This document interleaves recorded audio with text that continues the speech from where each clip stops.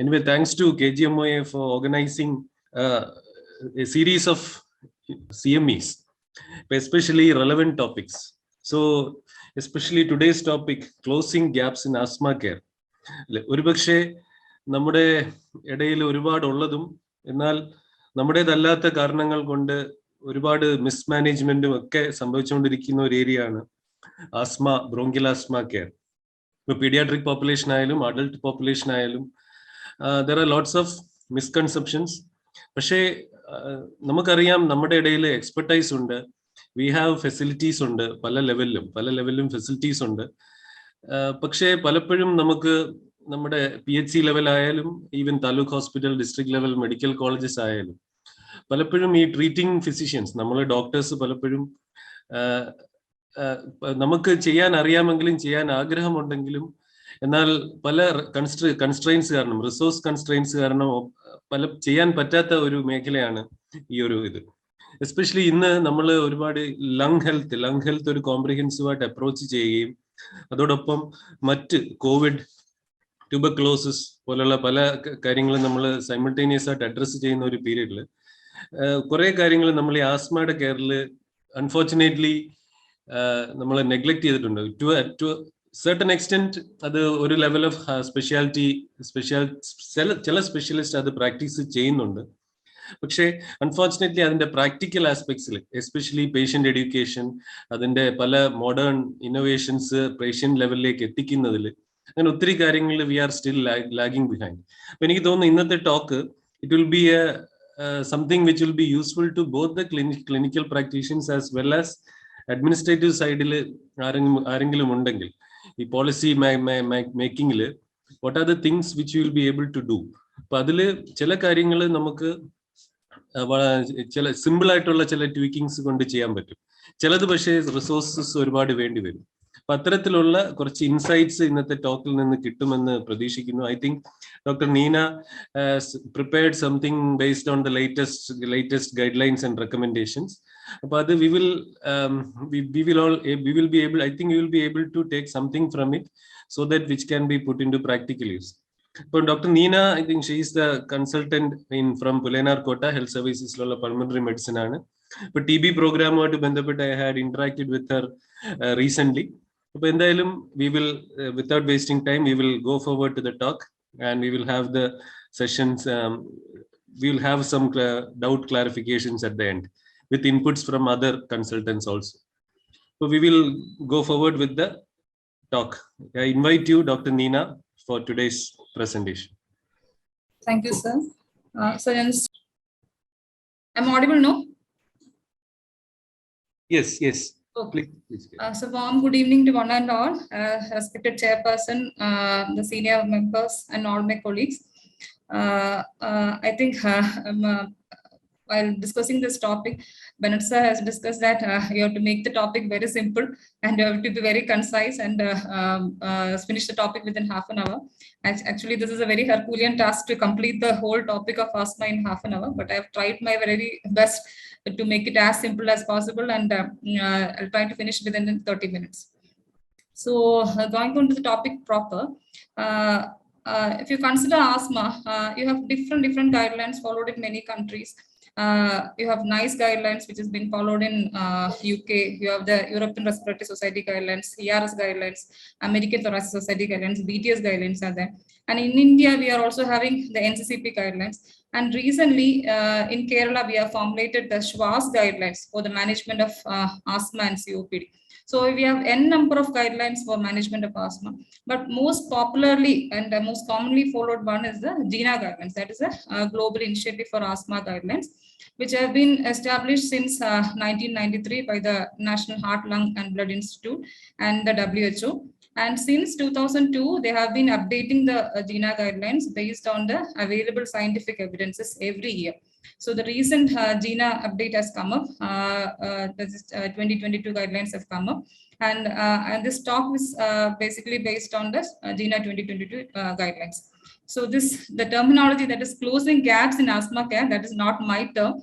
Actually, this is the theme of World Asthma Day theme of this year, 2022 theme, that is the closing gaps in asthma care. So are there really any gaps? The chairperson was discussing initially that we have so many problems. So I will just make it clear by discussing one or two case scenarios, which I have come across in the last few weeks. So case number one, actually it's a 47-year-old male who came to me 2 weeks back, and he was having persistent symptoms for the last several years, maybe 10, 12 years. Madam, And he was slide change Yes, sir. And just an introduction slides Okay, fine. Okay. Clinicians PhD doctors just case scenarios discuss base okay, sir. Okay. Carry on. Okay. So the case number one is a 47-year-old male who came to me last week, 2 weeks back. And actually he was symptomatic for the last several years, 10, 12 years, he was symptomatic.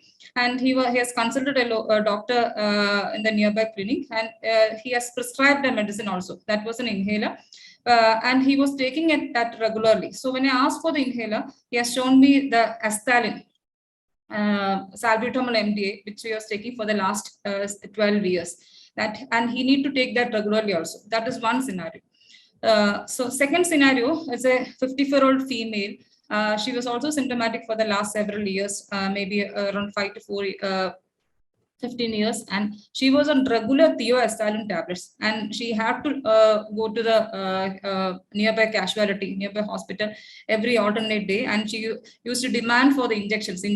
Most of the time she'll be taking Darafilin, hydrocortisone, like that. And here also she came and straight away she was demanding for the injections. So this is case number 2. Now case number 3, actually it's another case. Actually I was seen this patient today morning.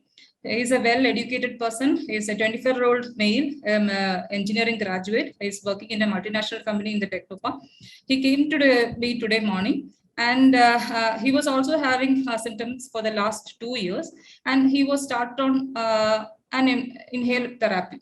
And when I asked for the inhaler, what he was taking, he actually displayed a series of inhalers on the table. And one was Asthalin, one was Levolin, and the one was budesonide inhaler, and the fourth one was inhaler with formoterol and budesonide, Foracort, formoterol, budesonide. There was 4 inhalers, and I asked him which one he was using. So he showed me the Levolin, or the levosalbutamol inhaler, that he was taking it regularly. So I asked why you have been prescribed all these medicines. So he said each time he see a doctor, he will give a medicine, and he thought everything is all the same, and he used to take while taking this Asthalin or levosalbutamol, he was feeling very much relief. So he used to continuously take that medicine. So these are some of the case scenarios. There are n number of cases which we come across every day in our OP, but these are one or two examples which I want to highlight. So actually, now it must be clear that we have problems in our system, whether it is with the patient or with the doctors, or is it the communication gap, or actually it's whether it's the health system is problem. Even we have a Schwarz program for the management of asthma and COPD. Still, the treatment of asthma and COPD is not taking place properly. So I think by end of the talk, we'll have a clarity for this issue, and I presume that I may be able to show some light to address all these issues by the end of this talk. So going on to the topic proper, I will be discussing the topic under following headings. That is, a few slides will be based on the initial pathogenesis, pathophysiology, and how to reach the diagnosis of asthma. And once you reach the diagnosis of asthma, how you follow up the patient, and how you start the treatment, how you follow up the patient after starting the treatment. And once you get an exacerbation, how you can manage at the patient level, at the primary healthcare level, and when to refer the patient to an acute care setting, and management at the acute care setting. And a final slide on asthma and COVID. So like this, I will be presenting. The slides are moving now, sir. Sir, the slides are moving? Yes. Okay. So the definition of asthma, asthma, it's a heterogeneous disease, usually characterized by chronic airway inflammation, and is defined by the symptoms of respiratory symptoms such as wheeze, shortness of breath, chest tightness, and cough, that will vary over time and intensity together with variable expiratory airflow limitation. Each and every word of this definition is important, and which we'll be discussing in coming slides. So the studies have shown that about 1 to 18% of the population have been affected with asthma, and it can be triggered by various aspects, by maybe by exercise, allergen exposure, a climate change, emotional variations, that is by even just crying or laughing, and even simple viral infections can also have can trigger an asthma exacerbation. So when a person, just a slide on the pathogenesis of asthma, when a person is exposed to a particular allergen, this particular allergen will be taken up by the dendritic cell, which acts as an antigen presenting cell, and this allergen or the antigen will be presented to the CD4 cells. So because of the genetic and environmental interactions, there will be in asthmatics, there will be an overexpression of this Th2 helper cells, and this can lead to two different reactions. One is it can release interleukin 5, and which can lead to the stimulation of eosinophils, and this will release the leukotrienes and the cytokines. And on the other pathway, this CD4 T cells, it can release the interleukin 4, 5, interleukin 13 mediators, and which will stimulate the plasma cells, which will lead to the release of immunoglobulin E that will get attached to the mast cells, leading to the release of histamine, leukotrienes, and prostaglandins. Actually, this slide is very important because in the management of asthma, especially the difficult asthma or severe asthma, all this, each and every pathways are very important. So, person who is what happens?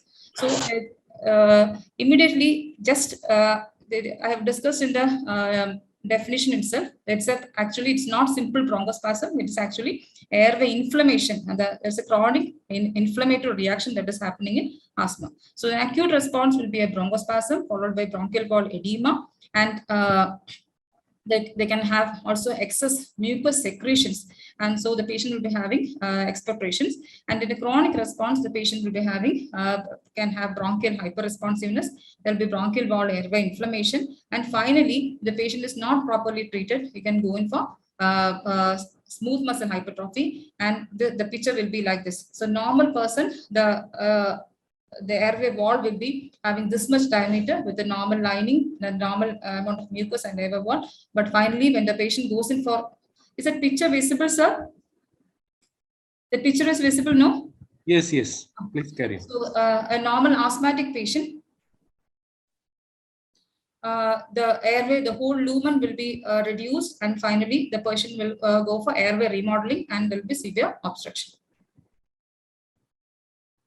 So depending on the clinical as well as the demographic features, we can identify different clusters of asthma. That is, each patient will be different. So if you analyze a patient, you can have different clusters. That is, one is allergic asthma, what we commonly call as extrinsic asthma. So this group of patients will be having symptoms, the atopic symptoms, that is allergic rhinitis will be there, eczema can be there. And also when you take the history, there will be a family history of asthma or allergy. And when you analyze the sputum, there will be more of a eosinophilic character. And the peculiarity will be that these patients will be responding very well to steroids. So why this phenotyping is important is, this is also where this becomes important when the patient is not, if you have started the patient on the a particular group of treatment, but the patient is not responding in the expected way, then you may have to go in for the phenotyping and address the patient accordingly. So allergic asthma, the patient usually respond very well to steroids. But non-allergic asthma or the intrinsic asthma, clearly, predominantly the cell type will be neutrophilic, so the patient may not be very well responding to steroids, and they will not have predominant allergic symptoms. An adult onset or a late onset asthma, this usually happens in a female, usually seen in elderly females, and these patients are also less likely to respond to steroids. And another phenotype is asthma with a persistent airflow limitation. That is, those patients who are not properly getting addressed, not getting properly treated, they will go in for finally airway remodeling and a persistent airflow limitation. So they will exactly behave like a COPD patient with persistent symptoms of exertional dyspnea and all. And the last phenotype is asthma with obesity. So they have the more symptomatic and but with less signs. So these phenotyping becomes important when the patient is not responding to the usual line of treatment, and we have to phenotype the patient and adjust the treatment according to the phenotype. So now to diagnose an asthma, you need to satisfy 3 different criteria. The most important is the history of a variable respiratory symptoms. And so once you get a patient history suggestive of an asthma, next thing you have to do is you have to document the expiratory airflow limitation. That is, you have to document that it's an obstructive pattern, the spirometry. So this you can do with the spirometry. And once you do the spirometry and document the airway obstruction, next thing you have to do is you have to document the variability in the lung function. So 3 things you have to do. You have to assess whether the patient is having a typical asthma like symptoms. And once the symptoms are suggestive of asthma, then you have to document the airway obstruction. And once airway obstruction is documented, this can happen in so many diseases, like maybe in COPD also you can have airway obstruction, bronchitis patient can have airway obstruction. So to document whether it is typically asthma, you have to document the variability in the lung function as well. So this how to document the variability in lung function, we have different procedures, and I will come back after discussing the spirometer. So the typical respiratory symptoms of asthma will be like the patient can have wheeze, shortness of breath, cough may be there, and also chest may be. So most of these patients will be having more than one symptom. So not mere just cough alone, not make just chest tightness alone. So he will be having multiple symptoms like cough and chest tightness, or cough and shortness of breath. Like that, he will be having multiple symptoms, and this will vary with time and also intensity. So the most of the time, the patient will be discussing like that. The patients have symptoms more at night and early morning, and when the patient comes to you in the morning, so he'll be saying that last night he couldn't sleep, he has severe symptoms, and when you examine the patient, his chest will be perfectly normal and he will not be symptomatic at that time. So that is, the symptoms can vary over time and intensity, and usually it will be triggered by viral infections, exercise, allergen exposure, and variations in the weather, even emotional variations, laughter, crying, and also the irritants like exhaust fumes, smoke, and strong smell. So this will be the typical picture of a patient with asthma history. So when you assess the patients with asthma, we also have to look for the atopic features like allergic rhinitis or eczema is there, GERD, whether this reflux disease is there, the comorbid illness, whether the patient is obese, the drug history, especially the NSAIDs and the aspirin, and the most important, occupational exposure. So maybe the trigger may be from his work atmosphere. So that has to also be inquired, and also association with exercise. That is, most patients will be having exercise-induced asthma. So they will be having symptoms only while doing an exercise. So that patient may have to address with a different tactic. And menstruation, that is catamenial asthma. The patient will be having symptoms only during the period of menstruation. Then you also have to collect the corroborative evidence, maybe in the form of family history of ectopy and asthma. This all will support your diagnosis of asthma. So this typical history of asthma, you have to elicit. Maybe one or two leading questions will help in eliciting this history of asthma. So once you have a patient with a typical history, how you document the obstructive pattern, that is how you document the airflow limitation. This you can do it with a spirometry. This is actually one of our patient who has been doing the spirometry test and our Schwarz clinic, and the one which is the one the lady is holding is a mini spirometer. This actually it's a very the actual spirometer which we use is very costly. This mini spirometer is very economic. It's only around 10,000 rupees. So that we have included in our Schwarz program. And the evidences have shown that what we get in the readings with the mini spirometer and the actual spirometer that we use is almost the same. So we can use it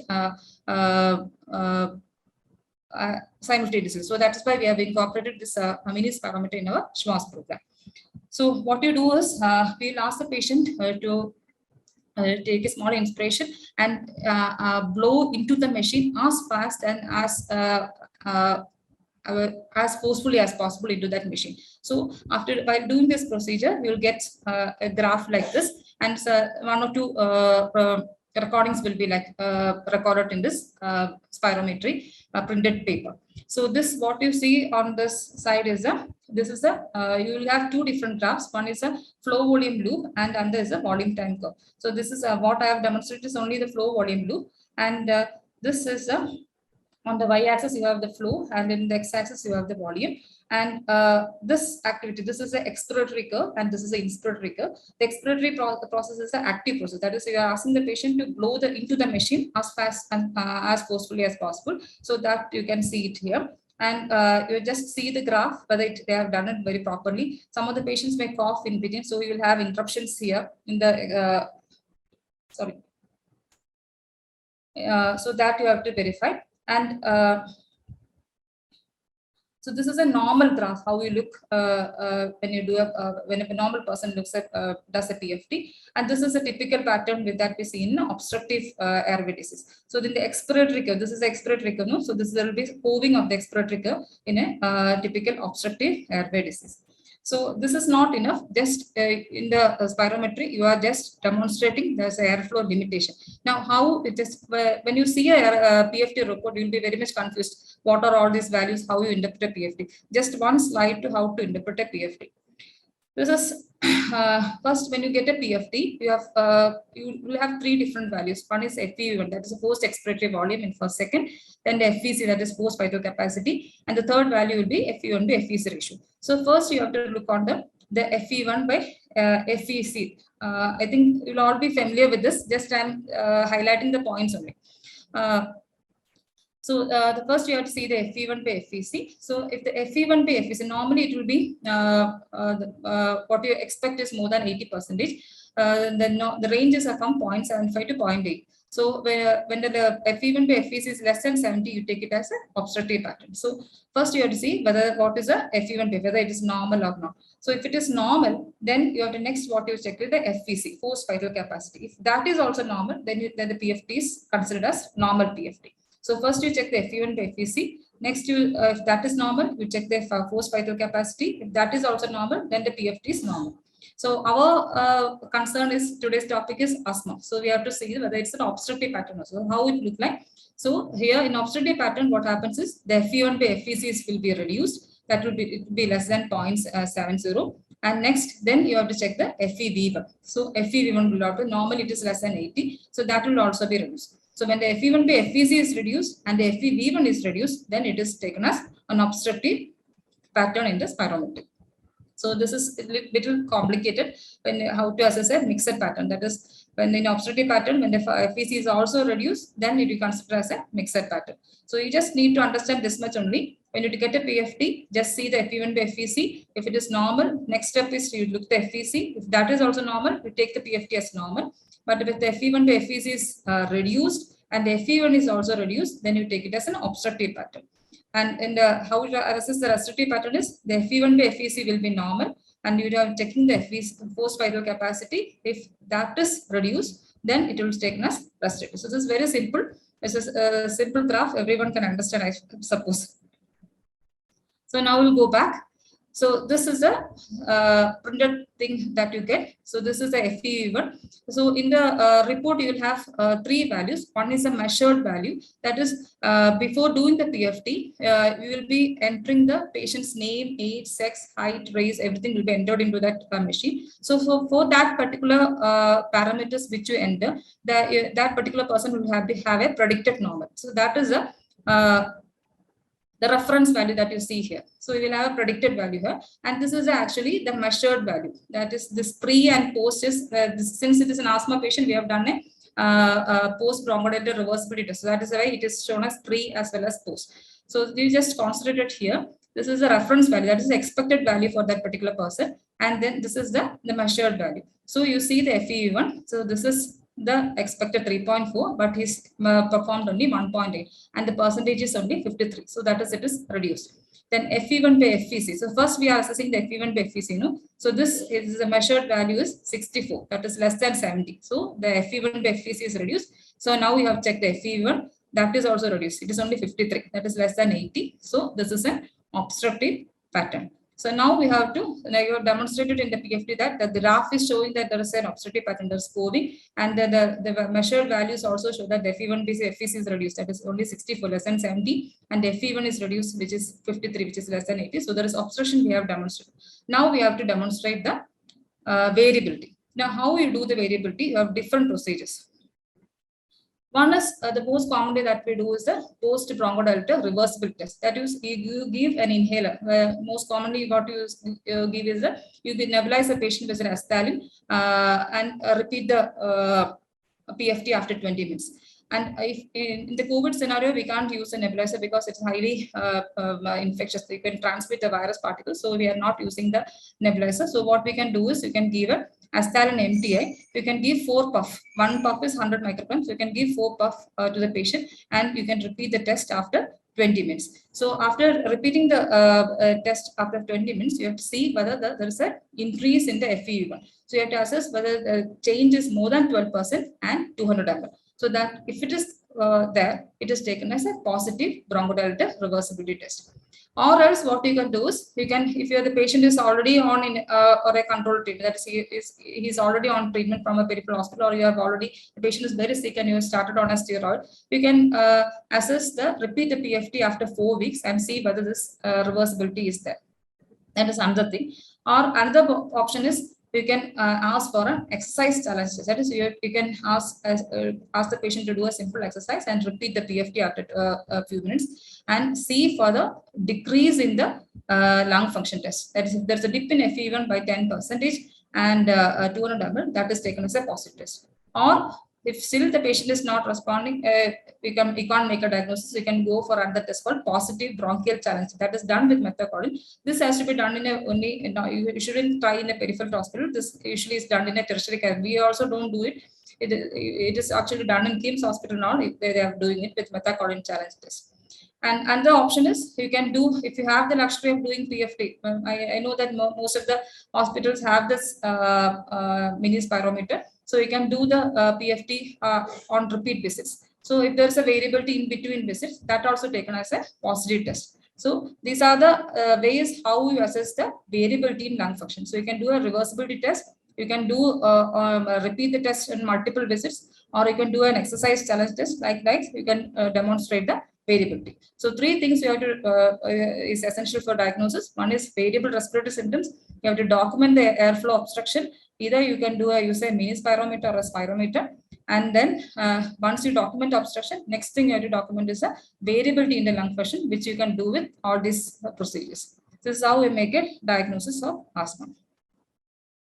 So if you don't have the luxury of doing a spirometer, next thing what you have is the peak flow meter. This is a peak flow meter. You have readings starting from 100 to 800. So normal, the procedure is, you ask the patient to keep the instrument on the mouth and blow as forcefully as fastly as possible. So this red button will be moving from 0 to maybe the normal person can blow up to maybe around 500 to 600. So for each individual, it may be different. So you have to document the normal PFR of that patient. Maybe it is 500 or 600, that you have to document. And you have to repeat it on several occasions. So with this, you can identify or even exacerbation also. So that is, if the patient who is normally who can do a PFR up to 600, if he can blow only up to 300, that is less than 50%. That means that there's a chance, there's a likely suggestive of a severe exacerbation. And like this peak flow meter, it can be used in situations where you don't have a spirometer, and also you can use it for monitoring the asthma symptoms as well as a exacerbation. For that also you can use this spirometer, peak flow meter. This also is very cheap. It costs around less than 1,000 rupees only. So this is in a nutshell how you reach a diagnosis. You have a patient with typical asthma, patient with typical symptoms suggestive asthma. Then you do you see whether the patient is already on some inhaler which is started from the periphery. If he is on an inhaler, you have to see what inhaler he is taking. If it is or a Asthalin, and you are planning to, and if you are already on an inhaler and you are planning to do a PFT to document or confirm asthma, the first thing you have to do is you have to stop the inhaler. If it is an Asthalin, you have to stop it either 4 to 6 hours prior to the test. And if it is another inhaler like Formoterol or Salmeterol, that is a long-acting beta agonist, you have to stop it 12 hours prior, 12 to 24 hours prior. And you have newer drugs like Indacatrol, which has been starting from the peripheral tertiary hospitals. Then you have to stop the medicines at least 36 hours prior to the spirometer. So either if you're not stopping the medicine, you are either because of you are not taking the proper history and you are doing the test, you will not be able to document the obstruction. The patient is already on an inhaler, you will do the spirometry, but you will not be able to document any obstruction. So if you're already on a controlled treatment, first thing you have to do is you just ask the patient to stop if it's not very serious and his symptoms are controlled in a controlled manner. Then just to confirm your diagnosis, you have to stop the controller and then you have to ask for a PFT to just document the airway obstruction. And once you document the airway obstruction, next thing what you have to do is document a variability test with what the test I have suggested, and you can confirm the diagnosis of asthma and start the treatment. So this is how you make reach a diagnosis of asthma. So just to add on, to rule out other possible etiologies as well as to address the comorbid illness, you can do additional investigation if you have the facility, maybe in a tertiary or a secondary level hospital. You can do the CBC, complete blood count, to assess the eosinophilia. Absolute eosinophil count may be done, and thyroid function test, because most of the hypothyroid patients will be having uncontrolled asthma. The sputum tuna to rule out tuberculosis, and the sputum eosinophil, it's not being done anywhere in I've searched anywhere in our part of the district. It's not done. The sputum eosinophil count is not being done anywhere. I've tried once to do it, make it do in the public health lab, but it has to be done in a very strengthened situation. So till now it is not being started. So sputum eosinophil is not being done anywhere, and you can do an X-ray to assess, rule out other causes. And if the usual treatment is not responding, and if you have suspicion of other cardiac etiology, you can ask for a cardiology consultation to rule out cardiac causes. And the skin prick test and serum total IG, specific IG, this all can be resorted to to document the ectopy and allergic asthma. And the pulmonary function test, I've already discussed the spirometry, the peak flow meter, and you have additional two tests like FeNO, that is fractional exhaled nitric oxide, which is actually used to document the airway inflammation. That is not used for diagnosis, that is just used for assessing the asthma control. That is whether the inflammation is getting controlled. Just to assess the prognosis, progress of the disease, you can use the resort to FeNO. This is also a simple procedure, but the less like spirometry. But the filter that is being used in this FeNO machine is very costly. One filter costs around 500 rupees. So we can't afford to do it in our government sector. Most of these tests are being done in the corporate hospital, like our private hospital schemes and PRs. Everyone is doing this FeNO test to address the progress of the patient. And the DLCO, this that is diffusing lung capacity for carbon monoxide. This can be done in difficult situations, like most of the patients with persistent uncontrolled asthma patients who we have a confusion whether it is asthma or COPD or like that. Then you can resort to DLCO, because in asthma this DLCO will be normal and COPD it can be reduced. So in difficult situation, that is difficult asthma or severe asthma, these all tests can be done in a tertiary level hospital to confirm your diagnosis and also to adjust the treatment modalities. Acidity test, this is also resorted to as a last resort when in cases of difficult to treat asthma, to confirm your diagnosis, and that is to rule out other causes. Also, you can address to other situations like allergic bronchopulmonary aspergillosis, ABP, or in such scenario also you can resort to CT of the chest. Otherwise, for routine diagnosis of asthma, none of this test is being done.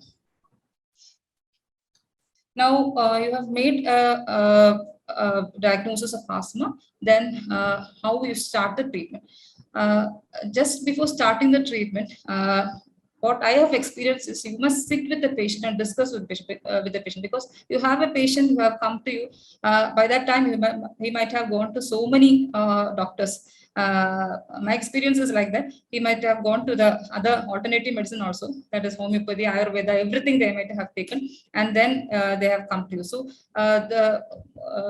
the treatment with asthma, what I have experienced is that it's actually like a doctor shopping. The patient will not be convinced with any doctor, and he'll be going on wandering around with doctor to doctor, looking for the symptom. So you have to discuss with the patient what is the disease like, and what are you planning to do, and how this disease will be controlled, and how the treatment has to be continued, and how should be the follow-up. Everything has to be discussed with the patient. Otherwise, he will come to you for a few days, and after that, he will, since the symptoms are getting controlled, he will stop the medicine. Again, his symptoms will recur. He will go to another doctor. So this is a normal practice that is happening in our part of the country. So we have to first, most thing is, important thing is you have to discuss with the patient. So the goal of the treatment has to be, first thing is a good symptom control, and decrease the future risk of asthma related mortality. You have to prevent exacerbation, and also the most important thing is prevent the persistent airflow limitation. And also you may have to address to the once you start the patient on treatment, you have to address to the side effects of the treatment as well. Options, you have different options. You have pharmacological, non-pharmacological, and as well as other therapy. And the pharmacological aspect, the main treatment in asthma is actually inhaled steroids, inhaled medicines. You have different devices to for this purpose. Dry powder devices, you have the meter dose inhalers. Dry powder devices, you have different forms, like you have rotacaps, rotahaler, turbohaler is there, accuhaler is there. Different devices are there. And meter dose inhalers, you have the MTI, simple MTA, and also you have autohaler, that is breath actuated. What is now we have in our part of the country, you have synchro breath and all. That is, it will be the machine will sense the breath, and it will automatically deliver. So you need not have the hand mouth coordination. So when you are using the MTI, always what I would suggest is that most of the patients, this hand-mouth coordination won't happen. I have seen many funny, I have heard many funny experiences. These patients will be taking this MTI over the nose. They'll be taking it near to the mouth. They'll not be properly taking the MTI. I have seen people like keeping it just onto the mouth and spraying, and all the medicine will be going through the nose and the mouth. And I've seen like so many funny experiences I had before. So always it is better that you advise a patient to take the medicine with the space. And even during exacerbations, this hand-mouth coordination is very difficult. So when you combine this MDA with the spacer, that's actually equivalent to that nebulizer. The drug delivery is actually equivalent to that of a device. And it is very difficult that you can explain everything to the patient in the busy OP. So it's better that you train one of your nurses how this is being done, and you make the particular person who that is maybe it is a nurse or attendant, whoever it be, to demonstrate the whole process to the patient and make them do before leaving the hospital at least once. And then only this, if the inhaler technique is not proper, the drug delivery will not be proper, and the patient will not get a good control. So that is the first and the most important thing, how we do the, how we take the inhaler, and what is the exact process, and you demonstrate and make the patient do at least once before leaving the hospital. That is the most important part, I think. And also the adherence, that is also very important. Most of the patient will not be taking the medicine as per your advice. Once the patient gets the symptoms are relieved, they will stop the medicine, or they will change the schedule. Everything will be according to that, according to their maybe they will change everything. So that has to be addressed too. That is the most important part of any asthma treatment, I suppose. So you have basically the inhalers. You have different groups. You have the two different groups. One is a controller and other is a reliever. That is the controller medicine. It will contain an inhaled ICS, inhaled corticosteroids, with or without a long-acting. LABA is long-acting beta agonist or a long-acting muscarinic agonist. That is inhaled corticosteroids. You all are familiar. You have different forms. You have the budesonide, you have beclomethasone, mometasone, the fluticasone. The most commonly used is the budesonide and the fluticasone. And the long-acting beta agonist, you have formoterol, you have salmeterol, then intercotrol, which is very costly. Now you have recently the bilanterol also has come in. So the most commonly used in our practices, formoterol and salmeterol. Both are long-acting beta agonists, but the peculiarity of formoterol is that formoterol is a quick onset of action. Within seconds, once you deliver the medicine, it will start action. So it can be used as both as a reliever as well as a controller. But salmeterol, it's the onset of action is very much delayed. So if you are giving a medicine inhaler with a salmeterol combination, you have to give a different reliever. Maybe salbutamol or levosalbutamol as a different reliever when the patient gets an exacerbation. So, but if you are using a formoterol inhaled corticosteroid combination, then you can use the same inhaler as a controller as well as a reliever. Then you have long-acting muscarinic agents. You have tiotropium and the glycopyrronium, now recently added one. This is usually used in basically in COPD, but in step 5 treatment of asthma, the patient is not responding to usual treatment. You can add a long-acting muscarinic tiotropium or glycopyrronium can be added. So the main aim of the controller is it will reduce the airway inflammation, the future exacerbation will be prevented, and also it will prevent the decline in the lung function. So that has to be addressed in the treatment of the patient. And the reliever, this is mainly used when the patient is having an exacerbation, it's having a breakthrough symptoms, and also when the patient is having an exercise-induced asthma, you can use a reliever. So this is, you have two different relievers can be used. One is the commonly used one, that is the short-acting beta, that is salbutamol or asthalin or levolin, whatever it be. And other is the what I have discussed previously, that is the combination of formoterol with low dose inhaled corticosteroid. The peculiarity of formoterol I have mentioned, it is quick onset of action. That is why even though it is long acting, it is also having a quick onset of action. So it can be used both as a reliever as well as a controller. So that is, you have two different relievers. And also you have add-on therapies for severe asthma, that is oral corticosteroids and the leukotriene antagonist, the most commonly used one, montelukast. And now recently you have biologicals, that is all sorts of MABs, omalizumab, racilizumab, dupilumab. So many MABs are there, which is actually in our part of the country we have two different biologicals available. One is omalizumab and mepolizumab, which is very costly, but it's used in all the corporate hospitals are using it. Now, just a slide on this. What is this low dose, medium dose, high dose? Because the next slide will be, I'll be discussing all this. So just to highlight that, the commonly used steroids, that is a budesonide. There are so many steroids, but I have been highlighting only the commonly used one, that is a budesonide and the fluticasone. So budesonide low dose means 200 to 400 microgram, medium dose is 400 to 800 microgram, and high dose is more than 800 microgram. And fluticasone, the low dose is 100 to 250, and the medium is 250 to 500, and high dose is more than 500. So the commonly used our inhalers, that is a Foracort or Formonide or Budamate. This is all combination of formoterol and budesonide. The number that is 100, 200, 300, 100, 200, 400, what is being mentioned, Foracort 100, Foracort 200, or Foracort 400 is what that dose is actually the dose of inhaled steroids. The dose of formoterol in this inhaler will be 6 microgram. Formoterol is 6, and formoterol, this Foracort 4 will be having formoterol up to 12 microgram. So the dose of what is being mentioned as Foracort 100, 200, 400 and all is the dose of the inhaled steroids. Okay. Now the fluticasone, the commonly used combination is the salmeterol fluticasone combination, and you have formoterol fluticasone combination. The commonly we all use the Zeroflow, that is salmeterol plus fluticasone. This 125 actually the dose of the fluticasone that is being mentioned. 125, 250 are two different combinations, and also the formoterol fluticasone combination. So commonly used the formulation is the Formflow or Maxiflow. This is the combination of fluticasone and formoterol. So just we have addressed how to start, how to discuss with the patient, and how to start the patient, whether it has to be a controller. You have two different forms of treatment, that is controller and a reliever.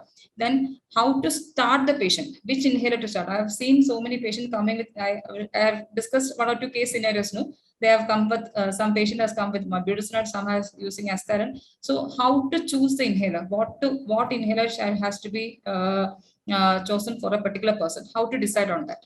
So first of all, before starting the treatment, the present DINA guidelines, you have 2 different tracks. That is the, this is a, one is, this is, you have 2 different charts. No? This is track 1 and this is track 2. So how to choose that? Before that, we have to discuss with the patient. You have to take a detailed history, whether this patient will take the medicine properly.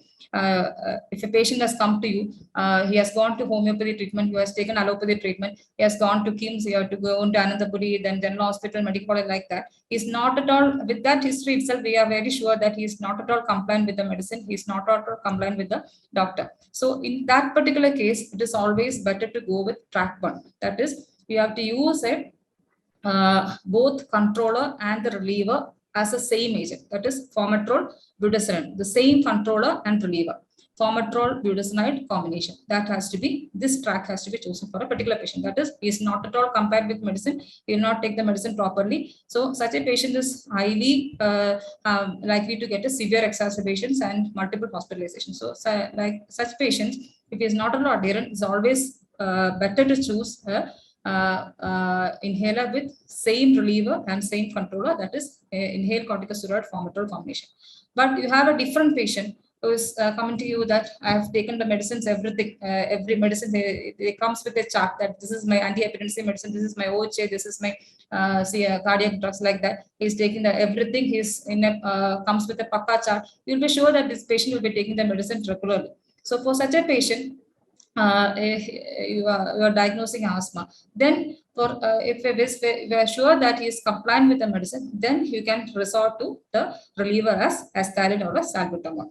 Okay, because you can use in the patient will be very compliant to the medicine. So you can use SOS medicine as inhaled corticosteroids, SOS, and along with that as a reliever, you can give a salbutamol for that particular patient.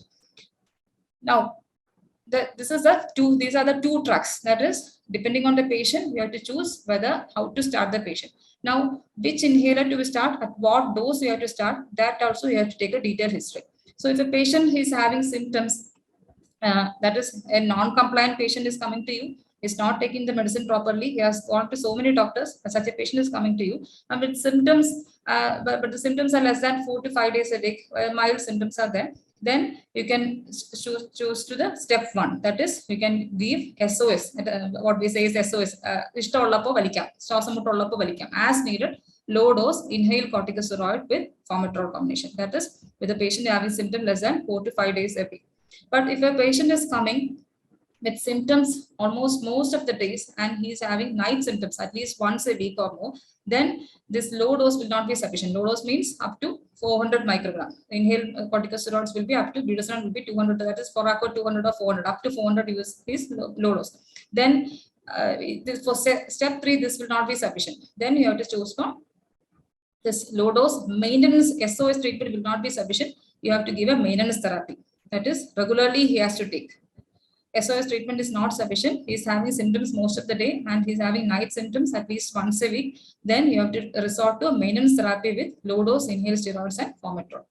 And then you have, that is second scenario. Then if the patient is having, another patient is there with the daily symptoms and is having almost symptoms every day, night symptoms, frequent night symptoms are there, then you have to start with a medium dose of inhaled steroids. The starting treatment itself has to be medium dose. That is, you have to start with maybe a formoterol budesonide combination for about 400 BD. Here, maybe 200 twice daily may be sufficient, but in this scenario, we may have to starting dose itself has to be 400 twice daily. And maybe you have to, with patients with severe symptoms, you may have to resort to a short course oral steroids may also have to be started. So this is how you start the patient on a treatment. Which inhaler you have to choose and on what dose you have to choose. This is based on the symptoms of the patient and also the patient characters. I suppose it is very clear. Shall I move?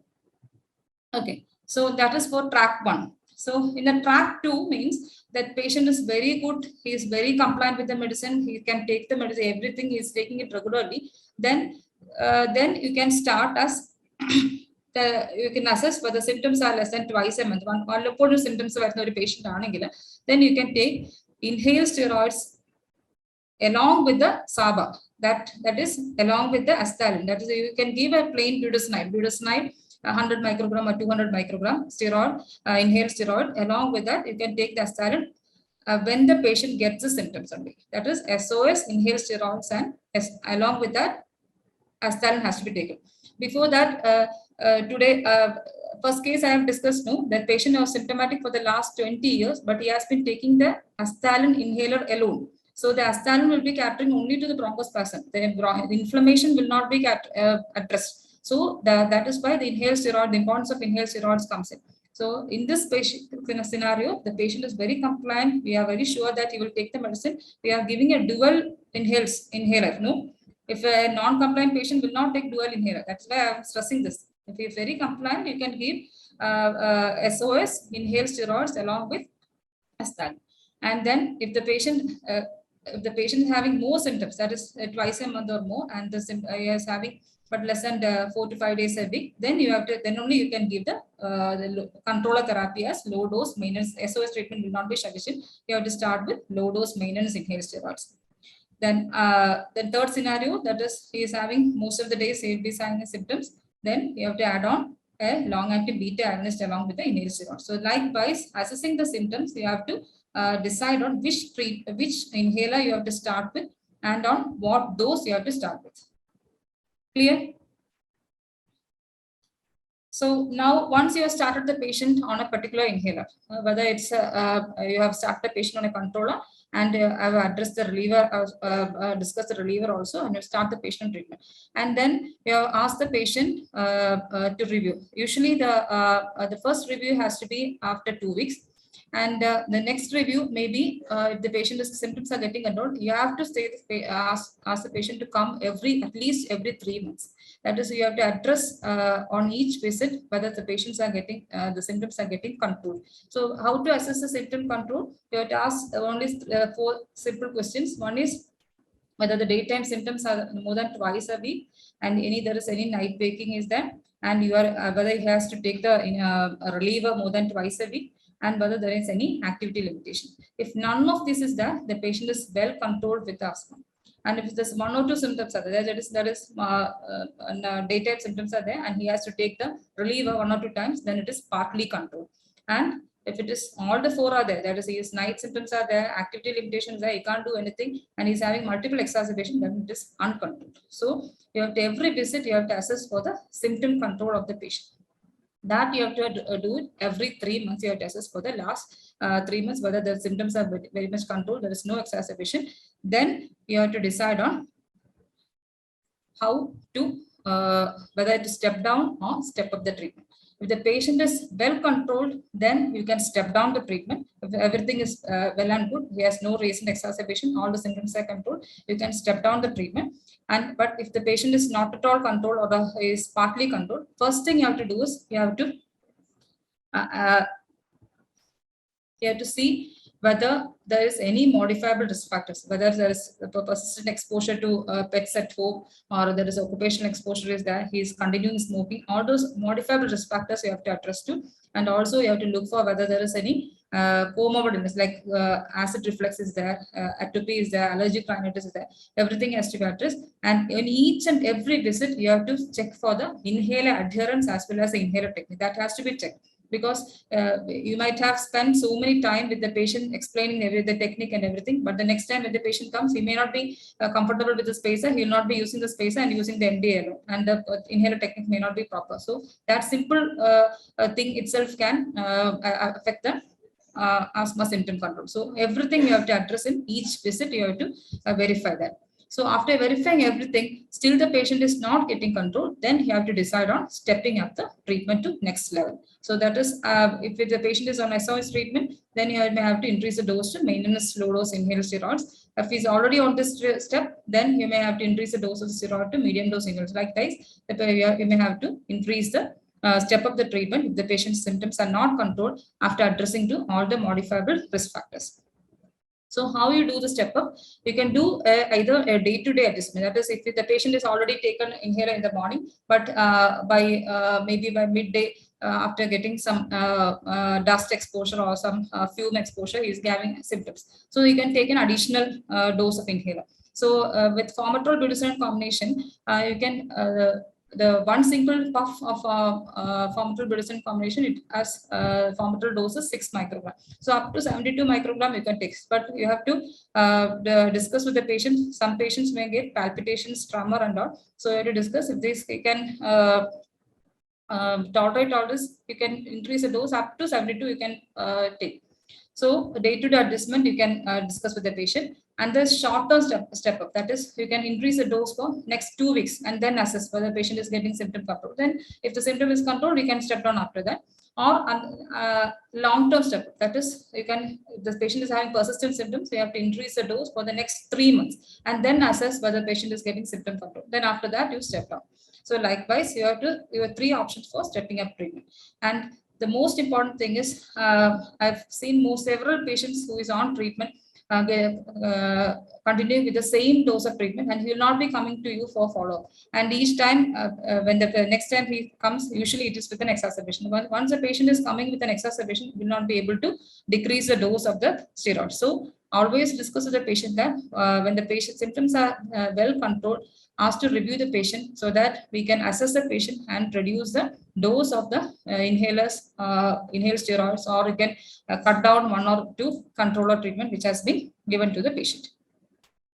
Now, just a slide on what is asthma severity. This is asthma severity doesn't depend on the severity of the symptoms. It is actually dependent on the what phase the patient is on the treatment. That is, if the patient is on step 1 or step 2, that is on SOS, inhaled corticosteroids, but that is formoterol combination, or he is on low dose inhaled steroid, like step 1 or step 2, it is taken as mild asthma.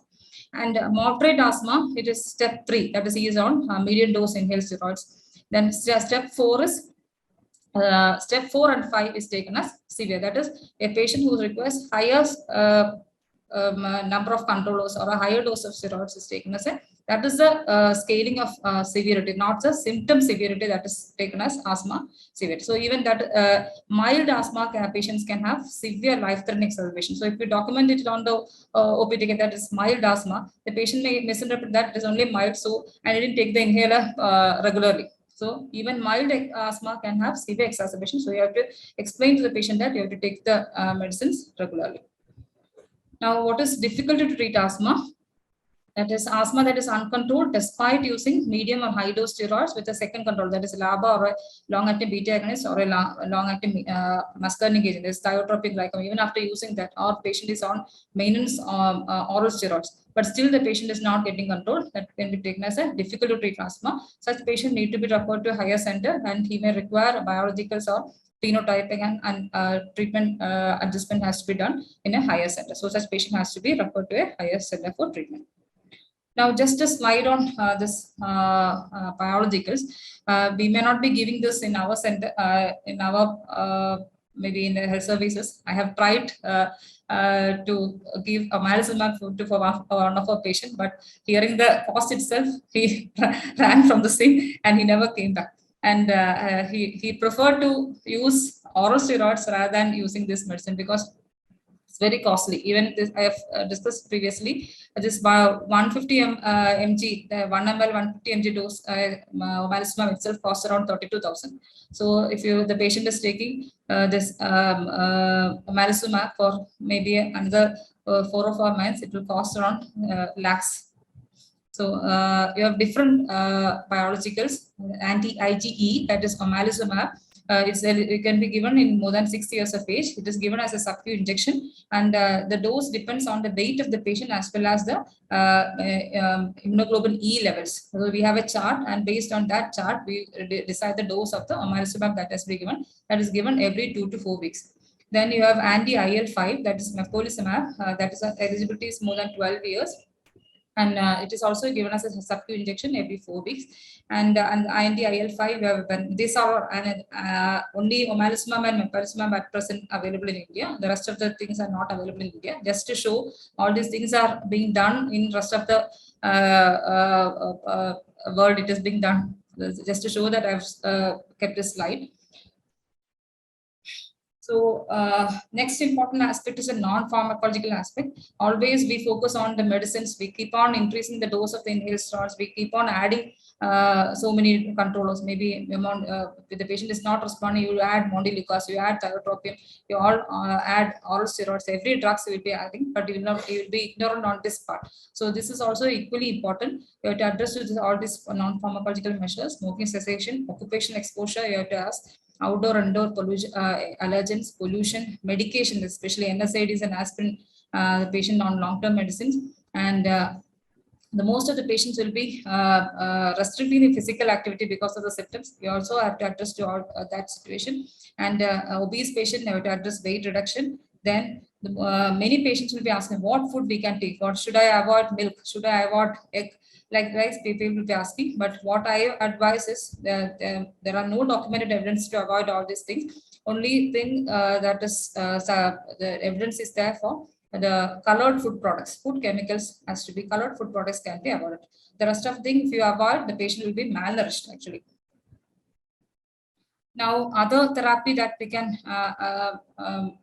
use as an additional supportive treatment is allergen immunotherapy. That is slit is sublingual immunotherapy and slit is subcutaneous immunotherapy. Now we commonly do what we do is the sublingual immunotherapy. This is usually given for allergic rhinitis and also in asthma. From step 2, we can try this sublingual immunotherapy if the patient is sensitive to house dust mite. Then only this will be useful. Then you also suggest annual influenza vaccination because usually the viral infection is the one trigger for asthma exacerbation. So that is also very good. We can try for an annual influenza vaccination. Every year we give in during the September. This vaccine comes. It's very cheap. Previously it was around 750. Now it is 42. It costs around 1,000 rupees. For severe asthma with persistent airflow limitation and airway remodeling, we can also have newer modalities like bronchial thermoplasty to reduce the airway smooth muscle mass. And this is also done in higher centers like Lakeshore, Amrita are all doing this bronchial thermoplasty. That is considered only in case of difficult asthma, severe asthma who is not responding to usual treatment and biologicals and all.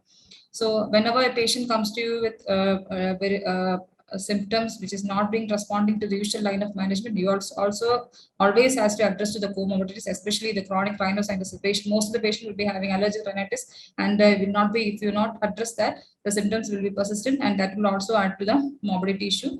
The acid reflux, GERD, very, very important. And also the obesity, anxiety, everything has to be addressed when managing asthma. So just summarizing, when you have a difficult patient, first thing, the most important thing is was the patient using the inhaler, whether they are adherent to the medicines, what are the barrier to difficulties in using the medicine, that you have to be addressed. And still, if everything is okay, you have to confirm the diagnosis whether it is asthma itself or is something else like hypersensitive pneumonitis, sarcoidosis, everything can mimic an asthma. So whether our diagnosis was correct. If that is also okay, then you have to assess for the removable risk factors, assess and manage the comorbidities.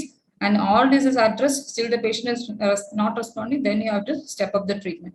And if still the patient could not be managed in a level, always it's better to refer to a specialist for severe asthma clinic. Now, just 2 slides on asthma exacerbation. The first is a self-management.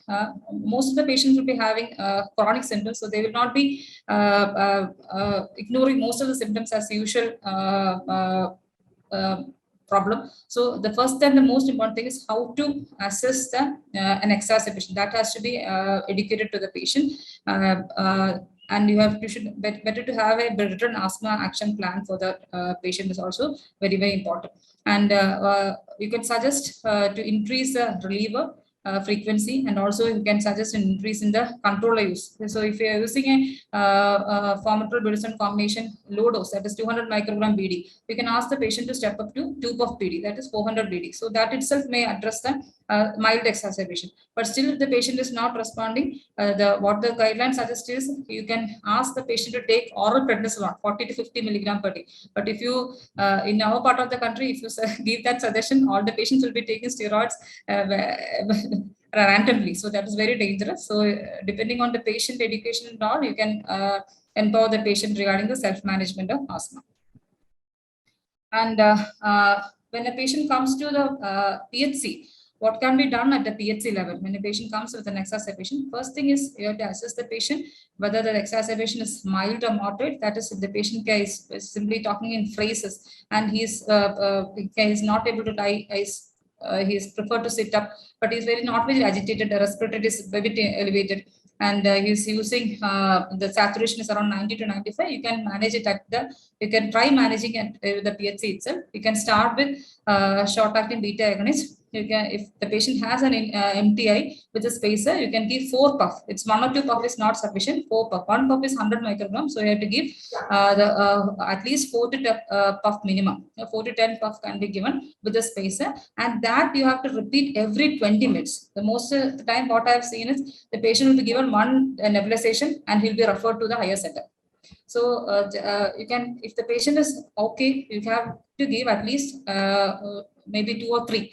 Every 20 minutes, you have to repeat at least for 1 hour. And also you can give the steroids. Either you can give oral steroid 40 to 50 milligram per day, oral steroids, or a panel steroid, and controlled oxygen. And the target saturation has to be around 93 to 95. Then you have to reassess after 1 hour whether the patient is stable, whether it's not deteriorating or not. Then if the patient is stable, then you can plan the discharge. So another important thing what I've noticed is you will be giving a stat dose in a Dexona or a F-Corin, and then the patient better, he will be discharged like that. And next day, the patient again will comes with an increased symptoms. So when the patient is discharged, you have to start a controller treatment. And if the patient is already on a controller, you can step up the treatment. And also you have to start the oral steroids, which has to be continued for at least 5 to 7 days.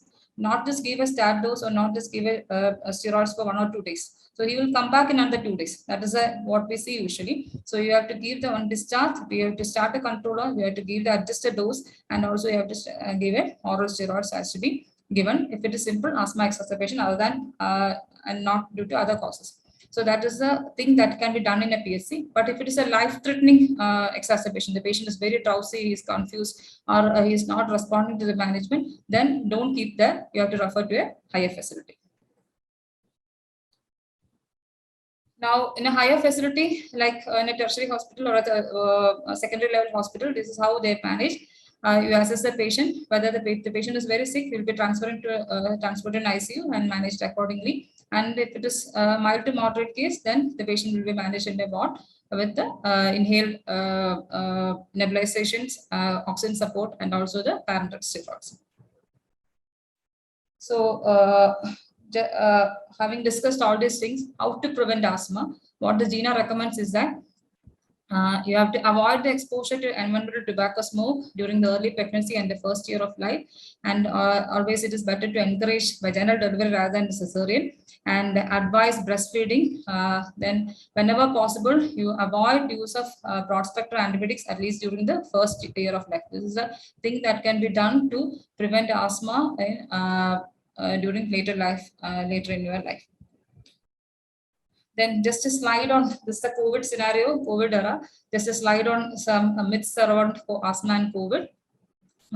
If it is a well-controlled asthma, mild and moderate case, the risk of COVID is not very high. But if the patient is having a severe asthma or the patient is requiring oral steroids and hospitalized, the risk of COVID is very, very high.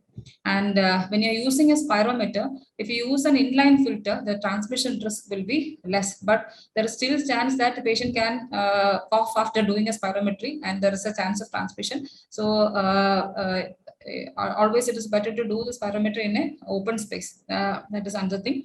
And the patients who are already on treatment, you shouldn't modify the treatment. You have to continue the treatment. If the patient is getting COVID, the same asthma treatment can be continued. And the use of nebulization, it is better to restrict the use of nebulizer for managing life-threatening asthma. For simple mild exacerbation, you can simply use the MTI with spacer itself. That is actually equivalent, ensure equivalent drug delivery as that of a nebulizer. Because the use of a nebulizer, it will increase the chance of transmission up to 1 meter. There is a chance of transmission is there. So always it's better to restrict to life-threatening asthma management.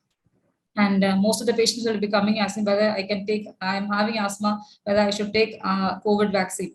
So what DINA guidelines recommends is that you have to take the COVID vaccine, including the booster dose. There is no harm contraindication for taking COVID vaccine in patients with asthma. And if you're planning to take influenza vaccine also, you can give the influenza and COVID vaccine on the same day. You shouldn't. There should not be. There needn't be any interval between the COVID and the influenza. You can give it on the same day itself. But if you're planning for a biological therapy, that is, you are planning for a milizumab or a perlizumab, like the biological therapy, if you're planning, it should not be given on the day if you're taking COVID vaccine. Both should not be given on the same day. And most of the patients will be coming to our center. We have a COVID vaccine center there, and they'll be saying, I'm having allergic to food. There is some medicines I am allergic, whether I can take the COVID vaccine. So it is said that what the DINA guidelines say that even there is anaphylaxis to food or insect venom or other medication, they can safely take the COVID vaccine. Only if there is an allergy to that vaccine preservative or specific vaccine allergy, then only that's COVID vaccine contraindication is there. So the take-home messages to summarize, from my experience, what I suggest is the most important aspect of asthma treatment is patient education and counseling.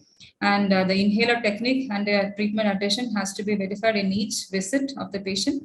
And SABA alone treatment, that is Astalin or Levolin alone treatment, is no longer recommended. You have to either combine inhaled corticosteroid with formoterol, or even if you are giving it as an SOS treatment, or if you are giving SABA, you have to, when the patient gets an exacerbation, you have to take an inhaled steroids along with the SABA during an exacerbation. So SABA alone treatment, just giving an Astalin and disposing the patient is no longer recommended in GINA. And asthma severity is based on the level of the treatment required, not depends on the asthma symptom severity. And always when you manage the patient, especially difficult asthma, you have to address to the comorbidities of the patient as well. Thank you.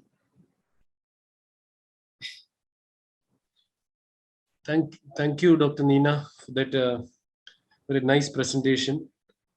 And you covered several aspects of how we manage asthma, from the individualized attention we need to give to each and every patient, to the technologies which are available and the newer options, and some prevention aspects at the end. I think we have time for, there are 1 or 2 questions in the chat box, I think. So one is related to one of your last recommendations, that vaginal delivery should be promoted. So does cesarean section increase the risk of developing asthma? So that is one question. And another one is about the reliever and controller. So if it can be given as a single MDI, why should we give it separately? So what is the cost difference and what are the technical or implications of that? So I think we can take 1 or 2 questions before, and it's already almost 9:30, and I think we need to wind up in another 5 minutes. Okay. So the first question, vaginal versus cesarean section. Actually, 1 or 2, there are several studies have come up. This all those guidelines which has been put up by the GINA guidelines is based on the available scientific evidence. So it has been shown that those patients who have when compared to cesarean section, the vaginal delivery, the chance of getting asthma is less. So this all, whatever they have suggested is based on the scientific evidence only. That is one thing. The second question is that if you are giving, I've mentioned it clearly, that the preferred one is the combination of inhaled steroids with formoterol. So because you will get the benefit of both addressing to the inflammation as well as the bronchospasm. So both will be addressed simultaneously. But if you're giving a reliever as a salbutamol alone, that is levolin or asthalin alone, in that scenario, only the bronchospasm issue will be addressed. The inflammatory part will not be addressed. So the patient, if it's not taking the medicines regularly, the chance of going for severe exacerbation is very high. So in that scenario only, you can give a different that is reliever and a controller. Okay. Because when you're taking that, most of the time what happens is nammalore asthalin ezhuthi angu kodukkum, patient adu eduttonde irikkum, പക്ഷേ that inflammation part will not be addressed. So നമ്മൾ asthalin ആണ് കൊടുക്കുന്നതെങ്കിൽ ആ inflammation part address ചെയ്യാനായിട്ടാണ് inhaled steroids separately കൊടുക്കുന്നത്. അപ്പൊ we have A combination. എയറോകോട്ട് എന്ന് പറഞ്ഞാൽ പണ്ട് നമ്മൾ എല്ലാ പേഷ്യൻസും എടുത്തുകൊണ്ടിരുന്ന ഒരു മെഡിസിൻ ഉണ്ടായിരുന്നു, വളരെ ചീപ്പാണ്. അതിനകത്ത് സാൽബ്യൂട്ടമോൾ വിത്ത് ബെക്ലോമെത്തസോൺ ആണ്. അപ്പൊ മുമ്പത്തെ ഇതൊന്നും ഇത് റെക്കമെൻഡ് ചെയ്യത്തില്ല, because salbutamol short acting and നമുക്ക് ഇൻഹേൽ സ്റ്റിറോയിഡ്സ് മാത്രം. അപ്പൊ അന്നൊക്കെ നമ്മൾ പറയുമായിരുന്നു ഇതല്ല എടുക്കേണ്ടത്, you have to take a long acting betamins, formoterol combination ആണ് നല്ലതെന്ന് പറഞ്ഞ് നമ്മൾ മാറ്റുമായിരുന്നു. പക്ഷെ ഇപ്പോൾ നമുക്ക് ഇങ്ങനത്തെ ഒരു സിറ്റുവേഷൻ, അതായത് ട്രാക്ക് 2 പേഷ്യന്റിന് നമ്മൾ എക്സാസർബേഷൻ വരുമ്പോഴത്തേക്കും എടുക്കാനായിട്ട് നമുക്ക് ഇത് വേണമെങ്കിൽ യൂസ് ചെയ്യാം. അത് inhale steroids with short acting betamins Asthalin combination ആണ്, അങ്ങനെ എടുക്കാം. അത് മാത്രമേ ആ ഒരു കോമ്പിനേഷനിലുള്ളൂ. അല്ല എങ്കിൽ നമുക്ക് ബ്യൂഡസനൈഡ് സെപ്പറേറ്റ്ലി ഒരു ഇൻഹേലർ ആയിട്ട് എടുക്കാം, അസ്താലിൻ സെപ്പറേറ്റ് ഇൻഹേലർ ആയിട്ട് റിലീവ്. പക്ഷെ അത് എടുക്കുമ്പോൾ രണ്ടും സെപ്പറേറ്റ്ലി എടുക്കേണ്ടി വരും. അസ്താലിൻ മാത്രമായിട്ട് നമ്മൾ റിലീവർ ആയിട്ട് യൂസ് ചെയ്താൽ ഇൻഫ്ലമേഷൻ പാർട്ട് അഡ്രസ് ചെയ്തില്ല. അപ്പോൾ ഇൻഹേൽ സ്റ്റിറോയിഡ്സ് സെപ്പറേറ്റ് നമ്മൾ പേഷ്യന്റിനോട് എടുക്കാൻ പറയണം. പക്ഷെ അത് പേഷ്യന്റ് നല്ല കംപ്ലയന്റ് പേഷ്യന്റ് ആണ്, കറക്റ്റ് ആയിട്ട് മെഡിസിൻസ് എടുക്കും എന്ന് ഉറപ്പുള്ള പേഷ്യന്റ് മാത്രമേ നമ്മൾ ട്രാക്ക് 2 പ്രിഫർ ചെയ്യാവൂ. അല്ലെങ്കിൽ പേഷ്യന്റ് ഈ പറഞ്ഞതുപോലെ അയാൾ അസ്താലിൻ മാത്രം എടുക്കും, ബ്യൂഡസനൈഡ് എടുക്കത്തില്ല. അപ്പോൾ ഇൻഫ്ലമേഷൻ അഡ്രസ് ചെയ്യത്തില്ല. The chance of going for severe exacerbation oral steroids parallel steroid chances very high. Clear? Thank you for that explanation. I think that answers the query, and I think it's time to almost wind up. So over to you, Dr. Padma Prasad. Thank you all. വളരെ informative ആയിട്ടുള്ള talk ആയിരുന്നു. Peripheral ഇരിക്കുന്ന ആൾക്കാർക്കും അതുപോലെ തന്നെ tertiary care, secondary care ലെവലിലും ഒക്കെ നമ്മുടെ current aspect കോവിഡിനെ കൂടി ടച്ച് ചെയ്ത് പോയിട്ടുണ്ട്. നല്ല ഒരു ടോക്ക് ആയിരുന്നു. അപ്പം വേറെ ക്വറീസ് ഒന്നും ഇല്ലാന്നുണ്ടെങ്കിൽ നമുക്ക് ഒഫീഷ്യൽ വോട്ട് ഓഫ് താങ്ക്സിന് KGMOA ജില്ലാ ട്രഷറർ ഡോക്ടർ രാമകൃഷ്ണ സാറിനെ ഇൻവൈറ്റ് ചെയ്യാം. Thank you. സോ വളരെ വളരെ മനോഹരമായിരുന്നു. ഒരുപാട് വാസ്റ്റ് ഏരിയ കവർ ചെയ്യേണ്ടതായിരുന്നു, പക്ഷെ വളരെ ഷോർട്ട് പീരീഡിൽ വളരെ നന്നായിട്ട് ഡോക്ടർ നീന അത് കവർ ചെയ്തു. To excellent. ആക്ച്വലി പെരിഫറയിൽ ഇരിക്കുന്ന ഒരുപാട് ഡോക്ടേഴ്സിന് അത് പ്രയോജനം ചെയ്യും. കാരണം നമ്മൾ എപ്പോഴും ട്രബിളിൽ വരുന്നത് ഇപ്പൊ ആസ്മ എക്സസർബേഷനിലൊക്കെയാണ്. അതൊക്കെ എങ്ങനെ മാനേജ് ചെയ്യാമെന്നൊന്ന് വളരെ നന്നായിട്ട് ആക്ച്വലി ഒരു ദിവസം തന്നെ ഫുൾ എടുക്കാവുന്ന ഒരു ടോപ്പിക്കാണ്. ഇത്ര പെട്ടെന്ന് വളരെ ക്ലിയർ ആയിട്ട് പറഞ്ഞത്. സോ എനിഹൗ, ഇന്നത്തെ ഈ ടോപ്പിക്ക് പ്രസന്റ് ചെയ്ത ഡോക്ടർ നീനാക്ക് നമ്മുടെ ട്രിവാൻഡ്രം ഡിസ്ട്രിക്റ്റിന്റെ KGMOയുടെ പേരിലും എൻ്റെ പേരിലും ഞാൻ നന്ദി അറിയിക്കുന്നു. അതിൻ്റെ കൂടെ തന്നെ നമ്മുടെ ഇന്നത്തെ മോഡറേറ്റർ ആയിട്ട് വന്ന ഞങ്ങളുടെ പ്രിയപ്പെട്ട DTO ഡോക്ടർ ഹരികുമാർ സാറിനും എൻ്റെ പേരിലും ട്രിവാൻഡ്രം KGMOയുടെ പേരിലും ഞാൻ നന്ദി അറിയിക്കുകയാണ്. അതുപോലെ നമ്മുടെ Bennett xylem sir, doctor Praveen, നമ്മുടെ പ്രസിഡന്റ് എന്ന് വന്നിട്ടില്ല ഡോക്ടർ അരുൺ, ഡോക്ടർ പത്മ പ്രസാദ്, പിന്നെ നമ്മുടെ ഇന്ന് ഇവിടെ വന്നിട്ടുള്ള എല്ലാ മെമ്പേഴ്സിനും ഞാൻ ഒരിക്കൽ കൂടെ KGMOയുടെ പേരിൽ നിന്ന് നന്ദി അറിയിച്ചുകൊണ്ട് നിർത്തുന്നു. Thank U.